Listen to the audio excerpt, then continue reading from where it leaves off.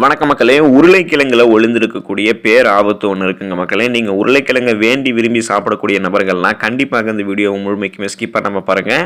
எச்சரிக்கை, உருளைக்கிழங்கில் ஒளிந்திருக்கக்கூடிய ஆபத்து. இப்படி உருளைக்கிழங்கு இருந்துச்சு அப்படின்னா கண்டிப்பாக நீங்க தவிர்த்துவிடணும். ஸோ எந்த மாதிரி உருளைக்கிழங்கு இருந்துச்சு அப்படின்னா அதை நீங்க தவிர்த்துடணும். அப்படி நீங்க அதை சாப்பிட்டீங்க அப்படின்னா உங்களுக்கு என்னென்ன பாதிப்புகள் ஏற்படும், அதிலிருந்து நீங்க தப்பிக்கிறதுக்கு உருளைக்கிழங்க என்னென்ன மாதிரியான ஆரோக்கியமான முறைப்படி அதை நீங்க பராமரிக்கணும் அப்படின்ற முழுமையான தகவல்களையும் வாங்க உங்களுக்கு நான் விரிவாக சொல்றேன். அதை பார்க்குறதுக்கு முன்னாடி இந்த வீடியோக்கு ஒரு லைக் கொடுத்துட்டு இந்த தகவலை உங்களுக்கு தெரிஞ்சவங்களுக்கும் ஷேர் பண்ணுங்கள். இது அவங்களுக்கும் பயனுள்ளதாக இருக்கும். இது ஒரு ஆரோக்கிய பதிவு.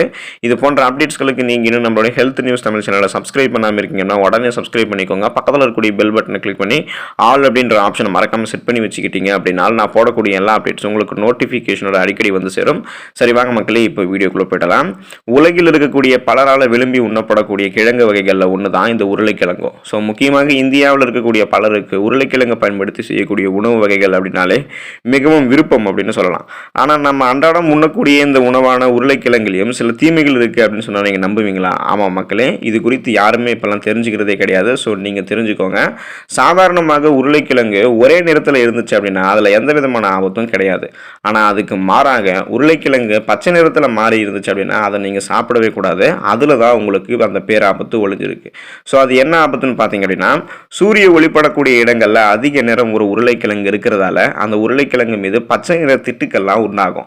ஸோ அந்த பச்சை நிற திட்டுக்களில் கிளைகோலாய்டு அப்படின்னு சொல்லக்கூடிய அந்த ஒரு நச்சுப்பொருள் இருக்கிறதால இது நீங்கள் சாப்பிட்டீங்க அப்படின்னா அந்த நச்சுப்பொருள் உங்களை டைரெக்டாக உங்களுடைய நரம்பு மண்டலத்தை பாதிப்பு பண்ணும். ஸோ அதே போல் அந்த நச்சுப்பொருளுக்கு இருக்கக்கூடிய அந்த முளைவிட்ட உருளைக்கிழங்குகளையும் நீங்கள் சாப்பிடக்கூடாது.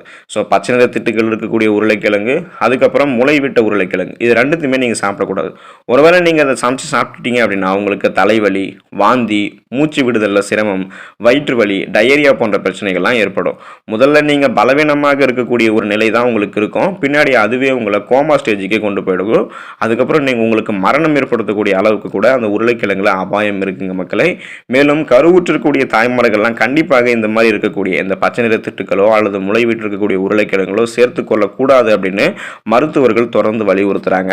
ஸோ அப்படின்னா இந்த மாதிரி பச்சை நிற திட்டுக்கள் இருக்கக்கூடிய உருளைக்கிழங்குகளோ அல்லது இந்த முளைவிட்ட உருளைக்கிழங்குகளோ உருவாகாமல் இருக்கிறதுக்கு நீங்கள் என்ன பண்ணணும் அப்படின்ற வழிமுறையை வாங்க விரிவாக பார்த்தலாம். ஸோ அந்த வகையில் மாதக்கணக்கில் கெட்டு போகாமல் உருளைக்கிழங்கை பயன்படுத்துவது எப்படின்னு பார்த்தீங்க அப்படின்னா, உருளைக்கிழங்கை நீங்கள் வாங்கியவுடன் கழுவிடக்கூடாது. அதை நீங்கள் அழுகக்கூடிய நிலைக்கும் உங்களுக்கு பார்த்தீங்கன்னா கொண்டு போயிடும். ஸோ நீங்கள் கழுவிட்டீங்க அப்படின்னா உங்களுக்கு அந்த உருளைக்கிழங்கு அழுகி போயிடும்.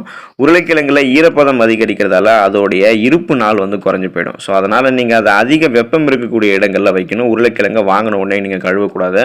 உருளைக்கிழங்கு உங்களுக்கு அழுக ஆரம்பிக்கும். அதே நேரம் உருளைக்கிழங்கு நீங்கள் ஃப்ரிட்ஜில் வைக்கிறதால அதோடைய சுவை கூட உங்களுக்கு பார்த்தீங்கன்னா மாறி போயிடும். ஸோ நீங்கள் ஃப்ரிட்ஜில் வைக்கக்கூடாது. குளிர்சாத பெட்டியினுடைய அதிகபட்ச குளிர்ச்சி உருளைக்கிழங்கினுடைய ஸ்டார்ச்சை சர்க்கரையாக மாற்றிடும். ஸோ இதனால் உங்களுக்கு அது ஆபத்து ஏற்படுத்தும். நல்ல தரமான உருளைக்கிழங்கு பல வாரங்கள் கெடாமலே இருக்கும். இப்போ கடையில் அல்லது நீங்கள் சந்தையிலிருந்து உருளைக்கிழங்கு வாங்கும்போது நிறம் மாற்றம் இல்லாத உறுதியான சுருக்கம் எதுவும் இல்லாத உருளைக்கிழங்கை நீங்கள் பார்த்து வாங்கணும். ஸோ இது நீங்கள் கன்ஃபர்மேஷன் பண்ணிக்கணும்.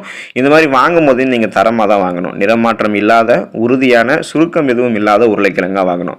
எந்த ஒரு வெட்டும் சேதமும் பார்த்தீங்கன்னா அந்த உருளைக்கிழங்குல இல்லாத காயாக நீங்கள் அதை வாங்கணும். வீட்டில் வளர்க்கப்பட்ட உருளைக்கிழங்கையை கூட நீங்கள் நல்ல முறையில் பாதுகாத்து வைக்கணும். ஸோ அதுவும் நீங்கள் பாதுகாக்கல, வீட்டில் தான் வளர்த்துருக்கோம், அது ஆரோக்கியம் நினச்சிட்டு நீங்கள் பயன்படுத்தக்கூடாது. வீட்டில் வளர்க்கப்பட்டிருக்கக்கூடிய உருளைக்கிழங்கை கூட நீங்கள் நல்ல முறையில் பாதுகாப்பாக வைக்கல அப்படின்னா அதுவும் கெட்டு போக தான் செய்யும். அதுவும் தீமை நிறைந்த ஒரு உருளைக்கிழங்காக தான் மாறும். அழுகிய உருளைக்கிழங்கு துர்நாற்றத்தை ஏற்படுவதோடு மற்ற கிழங்கையும் பக்கத்தில் இருந்துச்சு அப்படின்னா அதையும் அழுக செஞ்சிடும். ஸோ நீங்கள் எப்பவுமே பார்த்தீங்கன்னா உருளைக்கிழங்கை ஒரு வெப்பமான இடத்துல தான் வைக்கணும்.